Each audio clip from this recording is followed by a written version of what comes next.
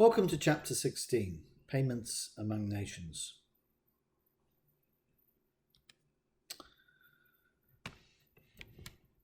In this chapter we're going to do the balance of payments. The balance of payments works on the principle of a balance, and that is that when we look at all the transactions in the balance of payments, they must balance. In other words, they must add up to zero.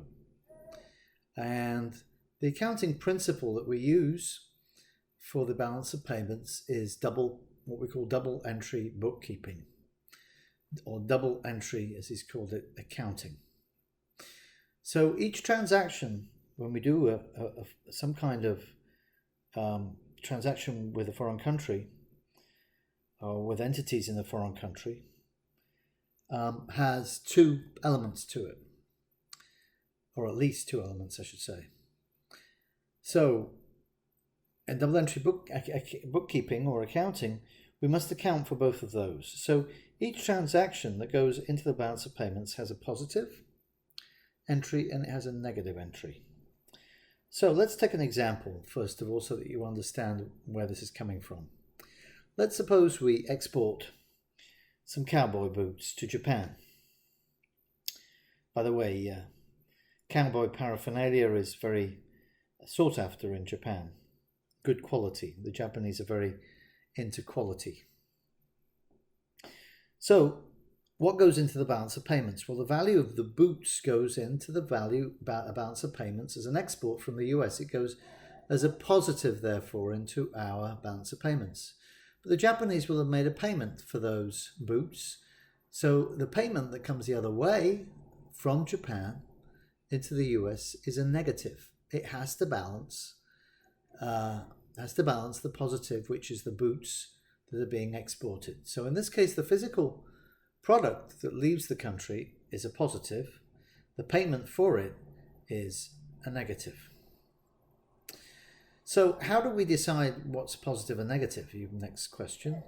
Well, any item that would cause funds or money to flow into a country as a credit, recorded as a positive value. Any item that causes funds or money to flow out of the country is a debit, recorded as a negative value.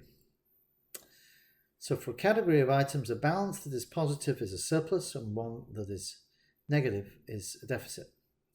So in the balance of payments, we have several parts to the balance of payments, and we're going to talk about those now.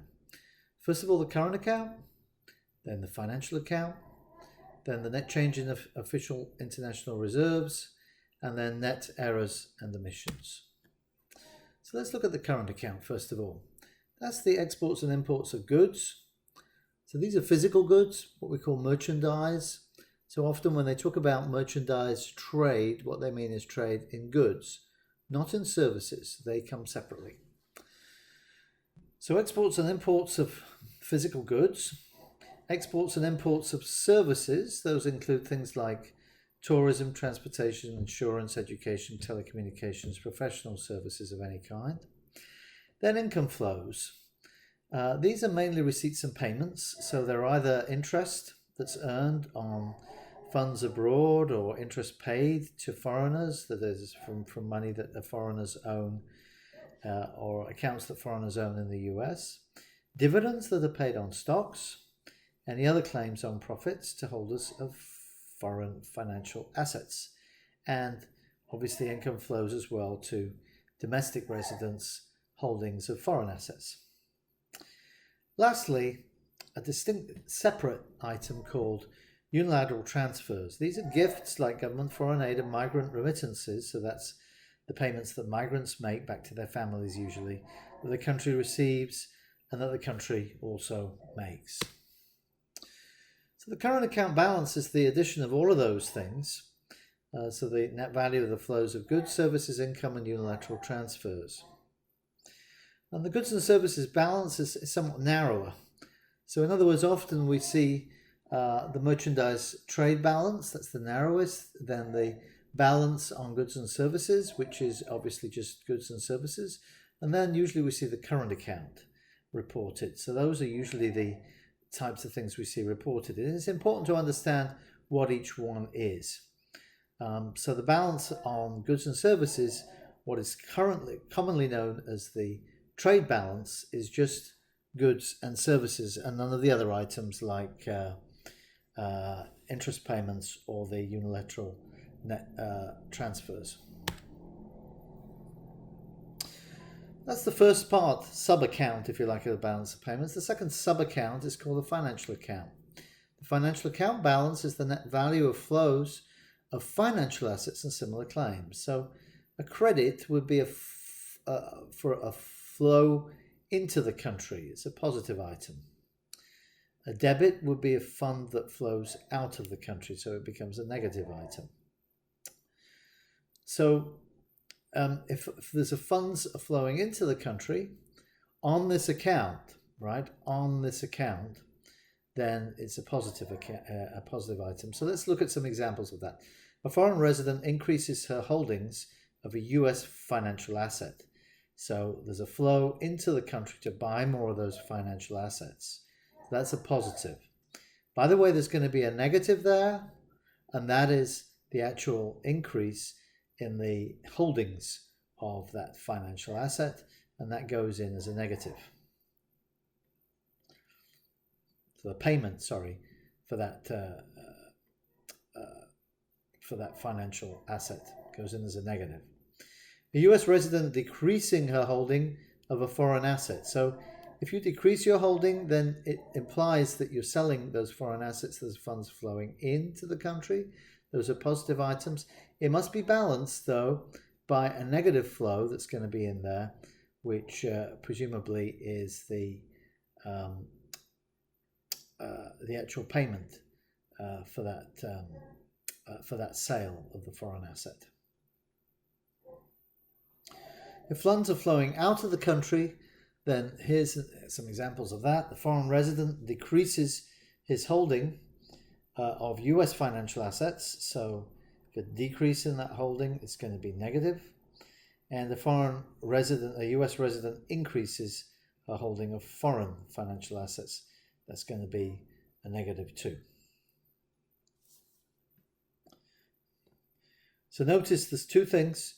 There's the fact that in the financial account, there's got to be the flow of the financial assets, and then there's the payment for those financial assets. The next category is the official international reserves. They're money-like assets that are held by governments and that are recognized by governments as fully acceptable for payments between them. It used to be gold in the late 19th and early 20th century. Now it's really foreign exchange assets. There's a lot of government treasuries are held for this purpose, by the way. And then lastly, there's a statistical discrepancy, and that's the net result of errors and omissions on both the credit and debit sides. Why? Because remember, the balance of payments must add up to zero. So once we've done all these three accounts, if it doesn't add up to zero, then we have to add in a statistical discrepancy to make sure that it does add up to zero. So for the US, some research has shown that much of that discrepancy is under measurement of the private capital flows. It's difficult to sometimes capture those money flows. It's not easy.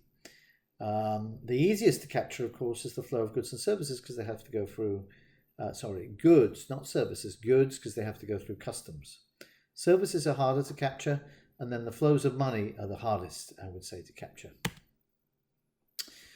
Okay, so what's the macro meaning of the current account balance? Well, the country's current account balance must equal net foreign investment, the increase in the country's foreign financial assets minus the increase in the country's foreign financial liabilities. That's just saying that the two parts of the balance of payments, if we just ignore the government's activities and any statistical errors, must add up to zero. So if the country has a current account surplus, then it must have a financial account deficit by definition. So if it has a current account surplus, it means it's exporting more than it's importing.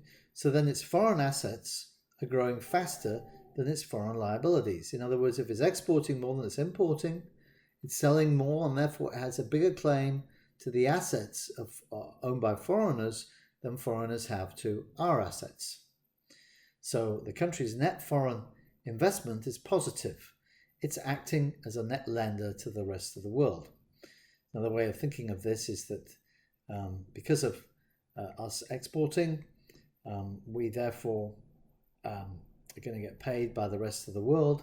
It means that if we're paid more by the rest of the world than we're paying to the rest of the world, then over time we're going to be accumulating assets and we're going to be able to lend to the rest of the world.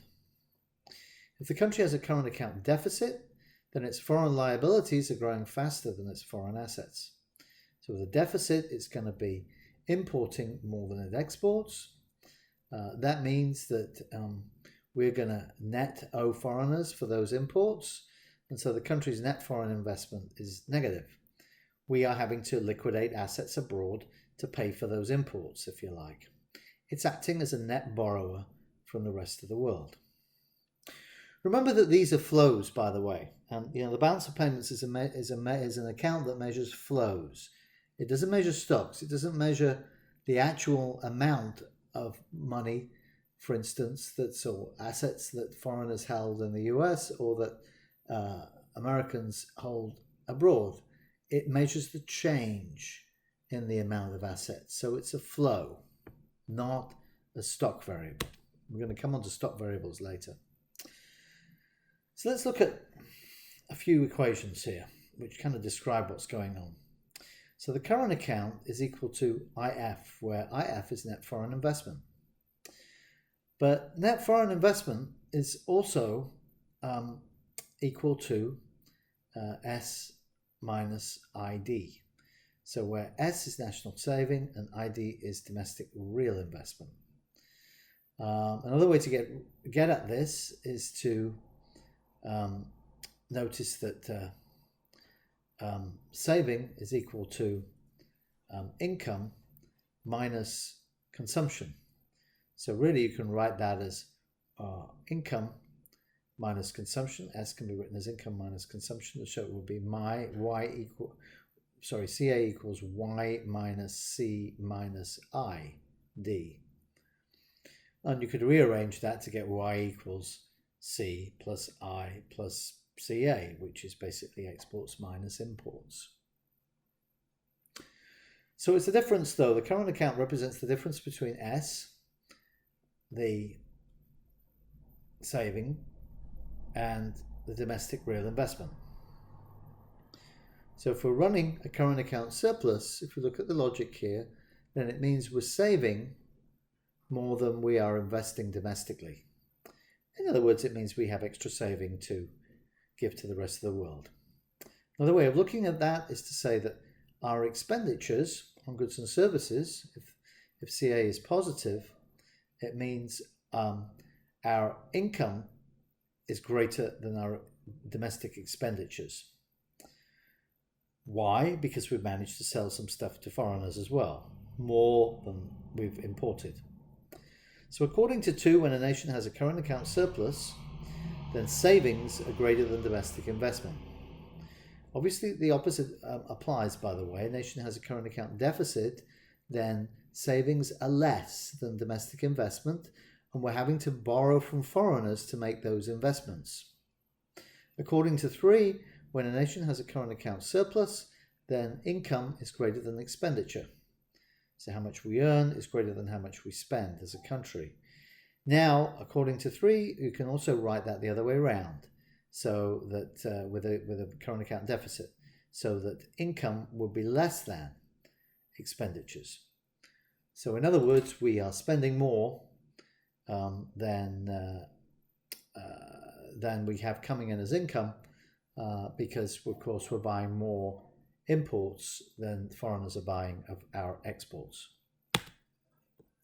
Here we can look at some actual current account balances, and this is for the US and Canada. So the top figure there is for the US. It shows the current account balance. You can see we were in surplus back in the 60s and 70s. Then we started going into a deficit quite a big deficit as a percent of GDP at about 3.5% in the mid-80s. And then we headed back towards surplus in the early 90s. And then we plunged, slowly but surely to nearly 6% of GDP into deficit by around 2006.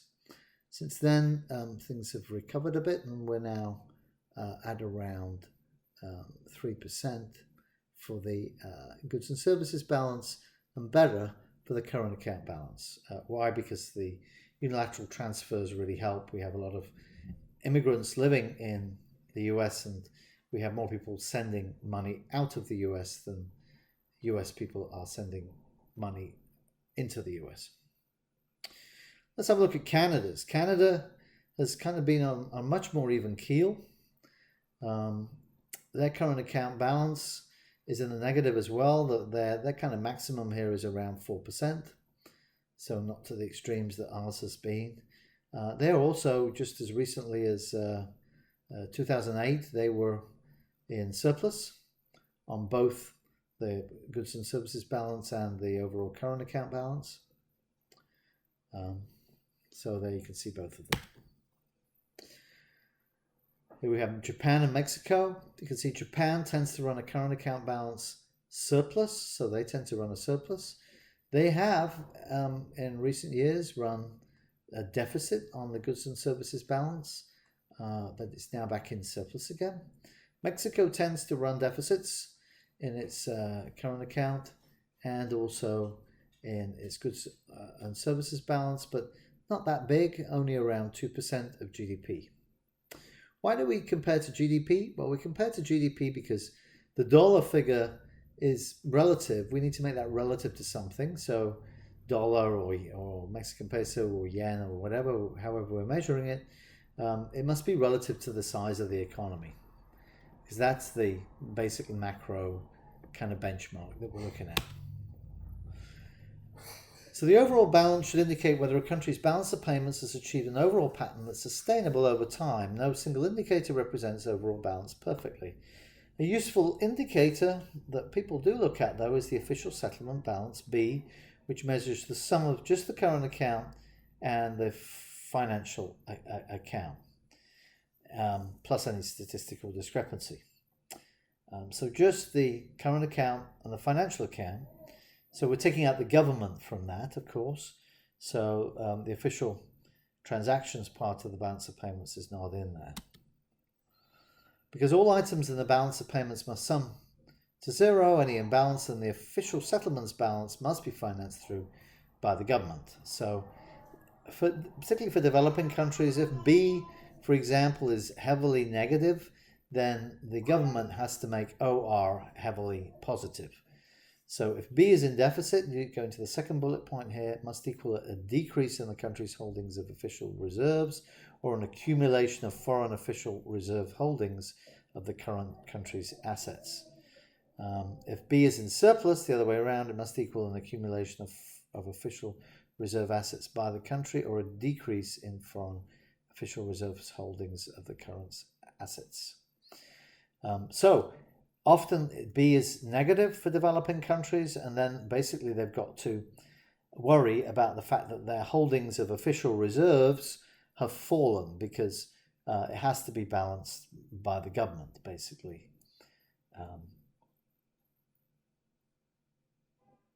Most of the transactions by the country's monetary authorities that result in changes in official reserve holdings are official intervention in foreign exchange markets, and that's certainly the case for developed countries.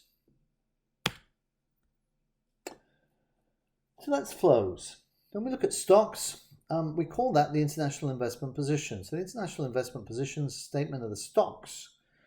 So not stocks and shares here, stocks as in the stocks rather than flows. So the amount of a nation's international assets and foreign liabilities at a point in time. We usually take the end of the year as our benchmark here. So here's the current account as a percent of GDP, and this is for the Euro crisis countries. Now, this is a particular focus at the end of the chapter on Europe. So we've already moved away from international investment position to look at kind of a case study here. And here you could see all of the countries, or the PIGS as they were called, Portugal, Ireland, Greece and Spain. People shortened that group of countries in Europe which were having a lot of problems around 2007, 8, 9, as called the PIGS countries. And you can see for all of them, their current account balance deteriorated. Since then, their current accounts balance have all improved though. And these were called the Euro crisis countries. Now let's have a look at their net international investment position as a percent of GDP. In all cases, you can see the deterioration that occurred in terms of going negative, in other words, going into debt, if you like, from 2000 onwards. And for some countries, that really has just got worse. You can see for Greece. For other countries, they seem to have turned the corner. That's like Spain. And to a certain extent, Ireland has as well. Ireland is, that data is a little out of date, but Ireland is definitely on the up and up now. Thank you very much.